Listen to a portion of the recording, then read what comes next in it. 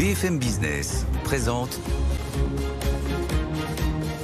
Edwige Chevrillon, la grande interview. Bonsoir à tous, bienvenue dans cette grande interview avec ce soir encore deux invités. Mais on va parler des livres et on parlera du livre. Bonsoir Roselyne Bachelot. Bonsoir Edwige Chevrillon. Merci d'être avec nous, ancienne ministre de la Culture. Quand je dis du livre, parce que vous avez publié Le bal des hypocrites chez Plon, je crois que vous faites un carton du reste. Évidemment, on va en parler, 682 jours. Vous racontez ce que vous avez vécu lorsque vous étiez rue de Valois. Et puis pour parler des livres, c'est le président du syndicat national de l'édition, qui est aussi le président du Festival de Paris, parce que maintenant, c'est comme ça que s'appelle le salon du livre. Bonsoir Vincent Montagne. Bonsoir Edwige Chevrillon. Merci d'être avec nous. Et en plus, accessoirement, vous êtes le roi de la BD au niveau européen, le roi des mangas aussi, puisque vous dirigez le 4e groupe d'édition français, Média Participation, que vous avez créé avec votre père. Vous allez des mangas en passant par des publications chrétiennes, en passant par des vidéos, en passant par la Maison du Seuil. C'est dire si vous connaissez bien. Vous avez vu ce sondage, je crois que c'est même vous qui l'avez fait, qui montre que les Français, finalement, ils renouent avec la lecture. Roselyne Bachelot, ça, l'ancienne ministre de la Culture dit, c'est plutôt bien. Pour les jeunes, il y a un petit bémol quand même. 86% des Français disent, on est des lecteurs. Oui. Ce qui est un peu inquiétant, c'est que les grands lecteurs, les gros lecteurs diminuent, mais la lecture se diffuse. On a eu très peur avec la crise sanitaire. Vous savez, à un moment, certains ont dit, mais est-ce qu'on va pas perdre, est-ce qu'on va pas perdre l'habitude de la lecture, on va plus aller dans les librairies. Et finalement, cette crise, elle a été bénéfique. Je crois que quand on regarde ce qui s'est passé, les gens ont redécouvert la lecture. Ça a été l'installation du Pass Culture. Des jeunes qui n'étaient jamais rentrés dans une librairie ont vu solvabiliser. Oui, ils ont acheté des mangas, mais aussi le libraire leur a dit, et là, ça vous plairait pas de lire ça, etc. Et les lecteurs de mangas ont acheté aussi d'autres livres. On a restructuré aussi, on a aidé des librairies à se restructurer, à se moderniser, à s'équiper en équipement informatique. Donc finalement, la crise, ça a été une opportunité. Oui, à part cette fameuse date que vous racontez dans votre livre, du 28 octobre 2020, oui, bien où sûr. des biens de commerce non essentiels. Vous vous en souvenez, Vincent Montagne? Parce que pour vous, vous avez cru que vous allez mettre la clé sous la porte, et en fait, pas du tout, parce que comme dit Roselyne Bachelot, les gens se sont dit, j'ai rien à faire, qu'est-ce que je vais faire? Je vais lire. Et du coup, chez vous, vous étiez complètement débordés. Et comment on se souvient du 28 octobre et on se souvient du combat que nous avons mené ensemble pour arriver à ce qu'en février 2021, au moment où 19 départements ont refermé, nous avons pu faire basculer la librairie en commerce essentiel. Et c'était très important. Ça, c'est ma victoire. Ouais, absolument. Faut la revendiquer. Oui. Merci. Et grâce aux attendus du Conseil d'État qui a défini que le livre aurait dû être dans le commerce. C'est quand on y pense. Là, mais on y est arrivé. Là, les Français, ils lisent. Le Festival du livre de Paris, ça, c'est plutôt une bonne chose. Comment se porte l'édition française? L'édition française, en réalité, se porte bien. Parce que même si 2021 a été une année exceptionnelle, donc on a l'impression qu'on est en baisse, on est plus 1% par rapport à 2022, au premier trimestre 2023, mais plus 19 par rapport à 2019, c'est-à-dire avant la pandémie. Donc c'est exceptionnel, ça marche bien. On pourrait rajouter que les Français ont repris, si vous voulez, autant les mangas que vous citiez sont plutôt quand même en baisse. On est à moins 6% parce qu'elles avaient tellement explosé, on avait doublé. Mais à l'inverse, par exemple, le tourisme a redémarré, on est à plus 27%. Donc je pense que c'est des secteurs qui bougent et aujourd'hui c'est le roman qui tire son épingle du jeu. Oui.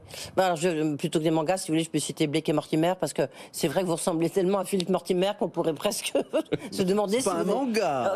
Non, justement, non, au contraire. Moi, je suis une fanat de Edgar P. Jacobs.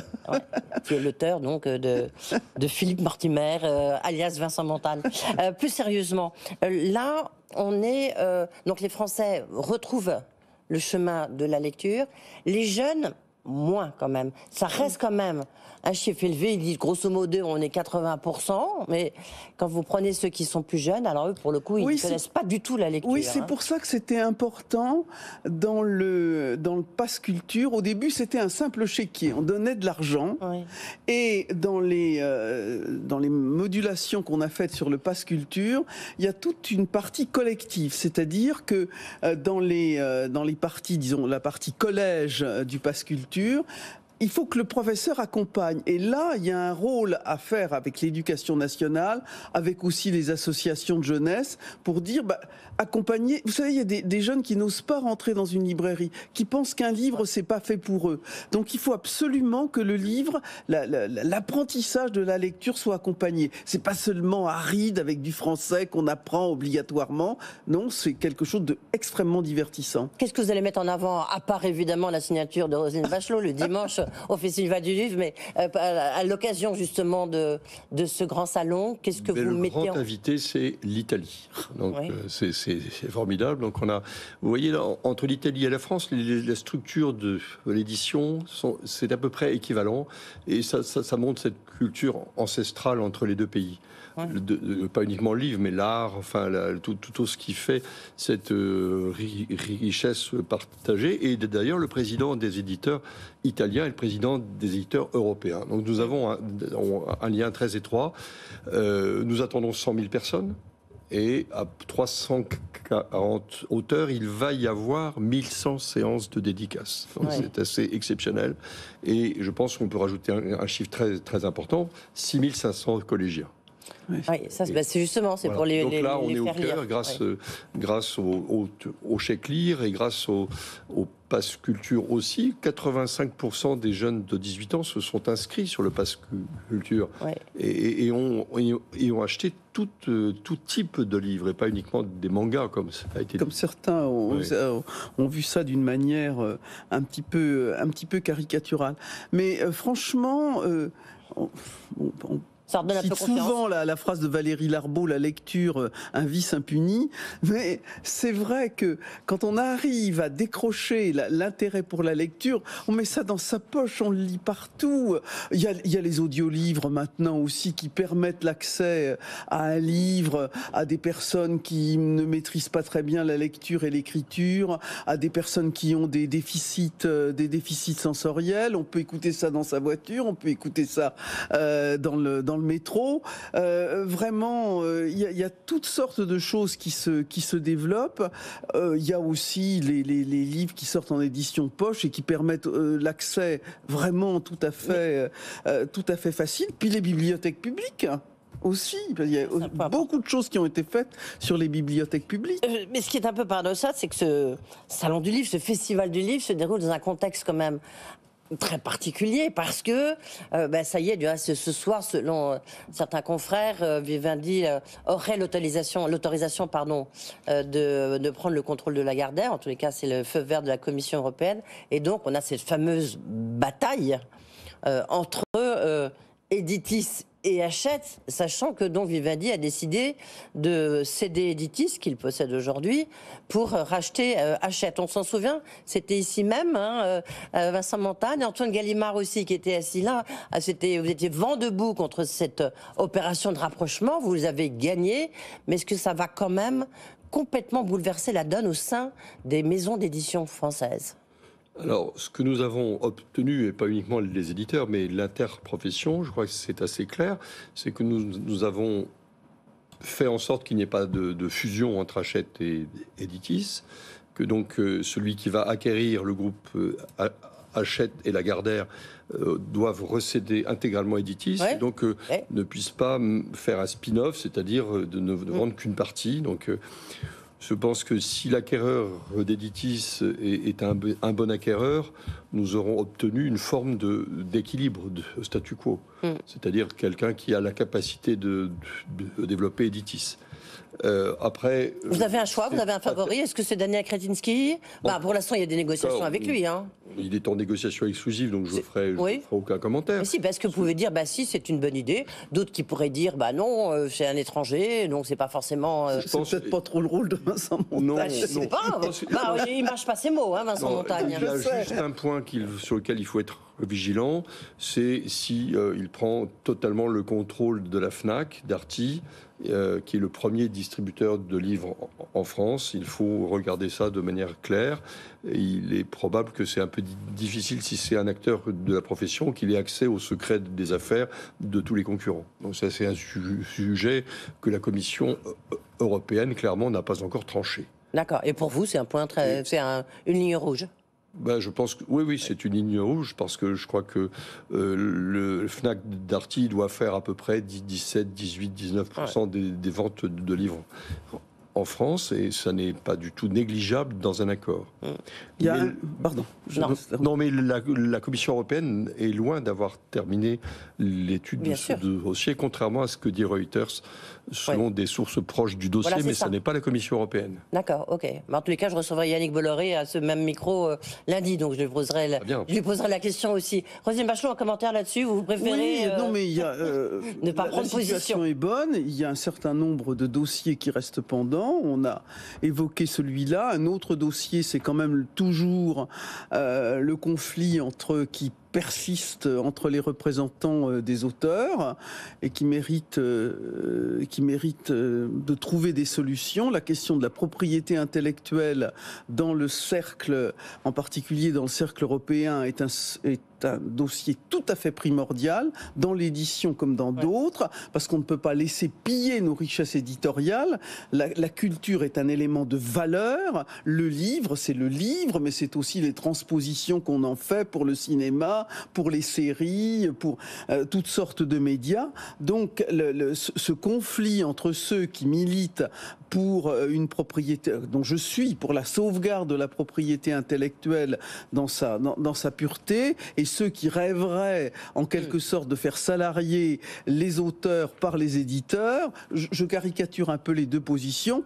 Évidemment, c'est un vrai sujet et qui reste encore pendant. Qu'est-ce que vous pensez de la réécriture? Ça, c'est un sujet quand même assez fort, la réécriture. Des nègres qui sont transformés en « ils étaient 10 ». On voit que c'est quand même un phénomène qui est en train de saisir la France, qui est en train d'arriver en France. Hein. Oui, moi j'ai dit... Oui, je crois que vous avez dit Molière n'existera plus dans 10 ans. Ah, mais c'est un sociétaire de la Comédie Française qui me l'a dit. Ouais. Hein, il m'a dit on ne pourra plus jouer Molière dans 10 ans.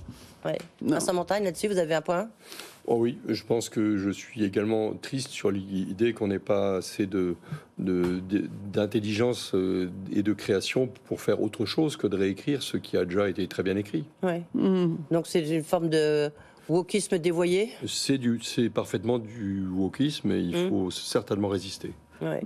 On va s'affoler parce que on met sur un titre 10 petits nègres et on laissera ces enfants regarder une vidéo ultra violente où les gens se font trucider et torturer à loisir, et on n'y verra aucun inconvénient. Je pense qu'on commence à marcher sur la tête. Dans votre livre, Le bal des hypocrites, pourquoi est-ce que vous avez voulu écrire ce livre? Vous êtes déjà exprimé largement, hein, évidemment, sur ce livre qui a maintenant quelques semaines. Est-ce que c'est vraiment le bal des hypocrites lorsqu'on voit un peu ce qui se passe aujourd'hui? Emmanuel Macron qui s'est fait alpaguer, on a l'impression que d'après ce que vous écrivez, que les politiques de toute manière sont toujours égratignés. Oui, bien sûr, c'est le français.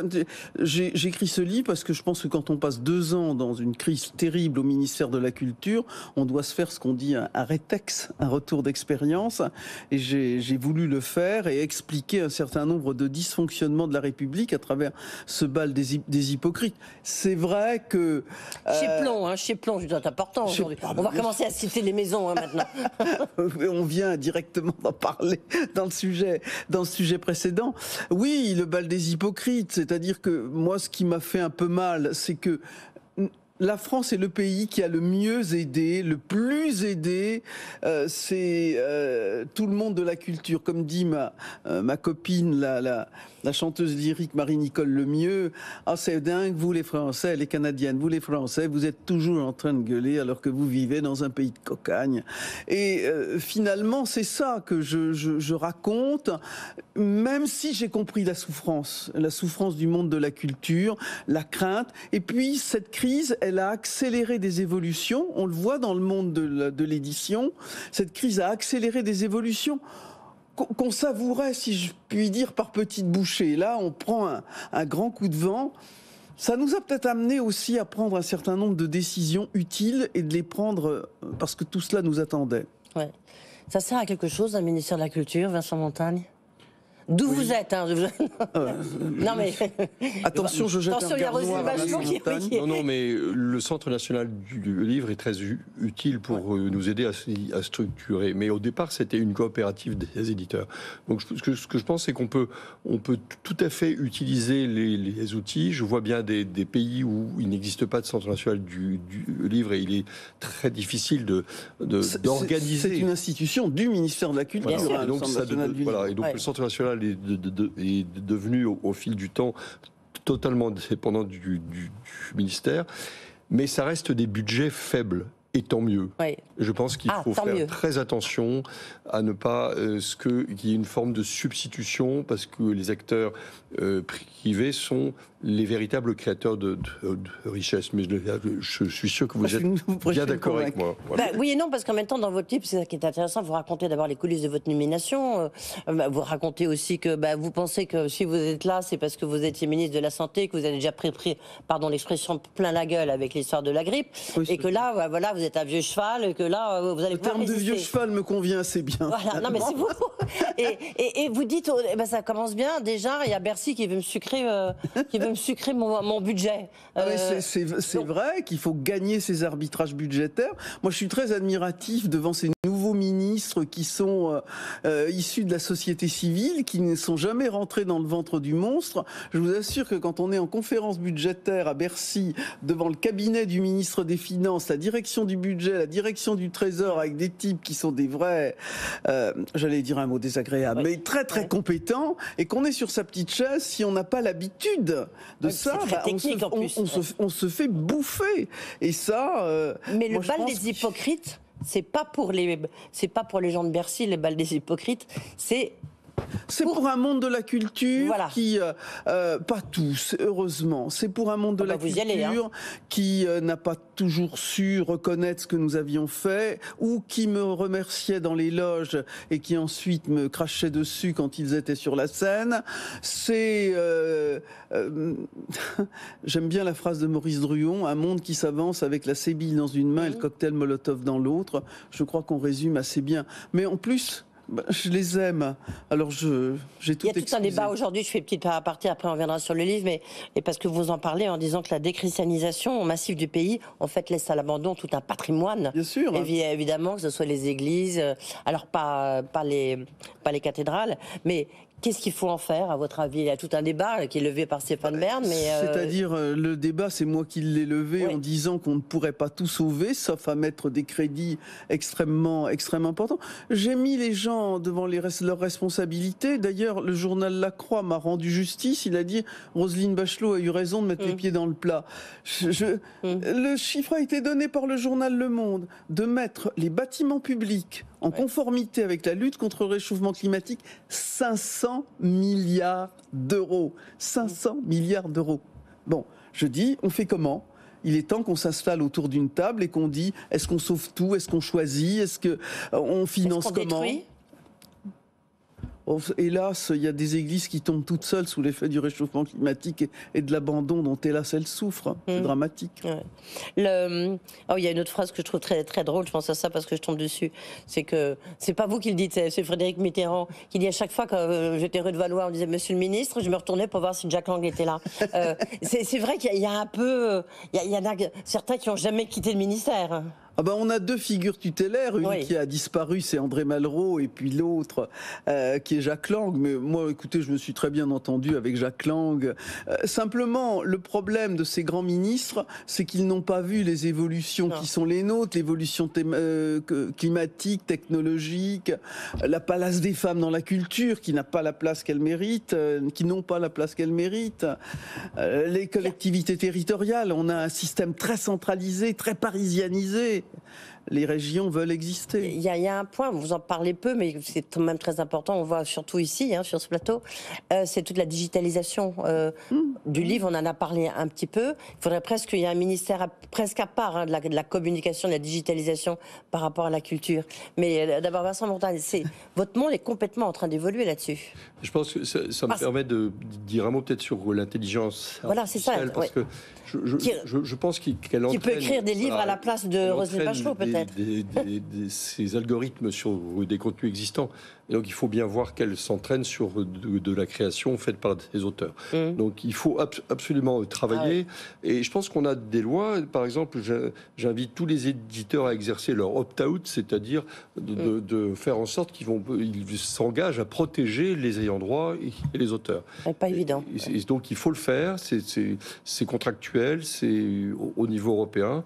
Mais derrière, il y a à mon avis, il faut travailler sur l'intelligence artificielle acte au niveau européen pour préserver justement le droit des créateurs. Oui, mais c'est un travail complexe et il faut le travailler avec les juristes et on est loin d'avoir abouti.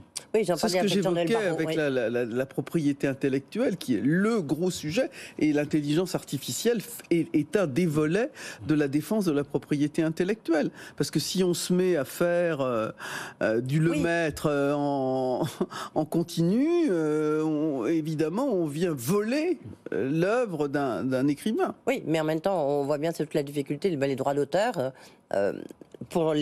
Déjà pour les écrivains, pour les journalistes, pour les photoreporters, on voit la difficulté déjà de se faire payer. Et bien les droits d'auteur pour les livres, ça va être encore plus difficile avec ChatGPT ou l'intelligence artificielle, non ? C'est-à-dire que je pense que heureusement la création aura toujours un coup d'avance, mais il y aura un certain nombre d'ouvrages ou d'œuvres en série qui vont être reproduites d'une façon ou d'une autre. Mais on doit être dans une rupture créatrice en permanence. Donc on ne pourra pas non plus copier ce que fait un auteur.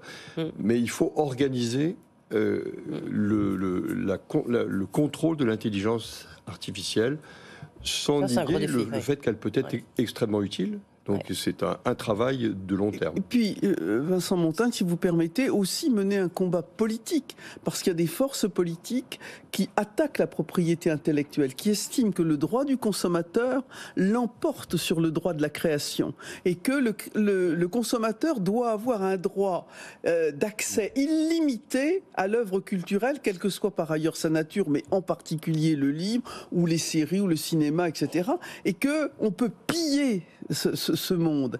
Et cette défense du consommateur, elle est défendue par des partis qui ont pignon sur rue. Et je suis toujours affolé quand je vois certains, quand je planchais devant les commissions de l'Assemblée nationale, se battre pour défendre l'industrie automobile, l'industrie aéronautique, mais pas se battre pour la création, pour la défense de la création intellectuelle. Les industries culturelles, comme on dit. Pourtant, les industries culturelles. Pourtant, vous avez des chefs d'entreprise brillants qui créent des... Non, mais elle a raison. Vous devriez plus défendre les industries culturelles. Vous savez que la loi sur le droit d'auteur au niveau européen est passée à 5 voix de majorité. Mais oui. C'est une lutte au niveau européen qui défend par principe le consommateur.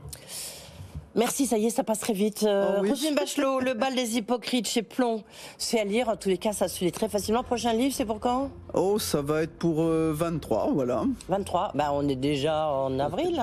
Non, ça va être... Non, je l'écris en 23, il part en 24. D'accord, ok. Vincent Montagne, on vous souhaite en tous les cas un très bon festival du livre. Donc, allez-y, c'est ouverture demain soir. Donc, c'est vendredi, samedi, dimanche. Exactement, 3 jours, à fond.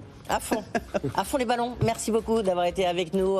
Tout de suite, Tech & Co. Évidemment, vous pouvez retrouver l'émission sur ceux qui regardent la télévision sur le QR code qui s'affiche et puis sinon sur le site de BFM Business sur le replay. Bonne soirée, à demain. Good Evening Business. Actu, experts, débat et interview des grands acteurs de l'économie.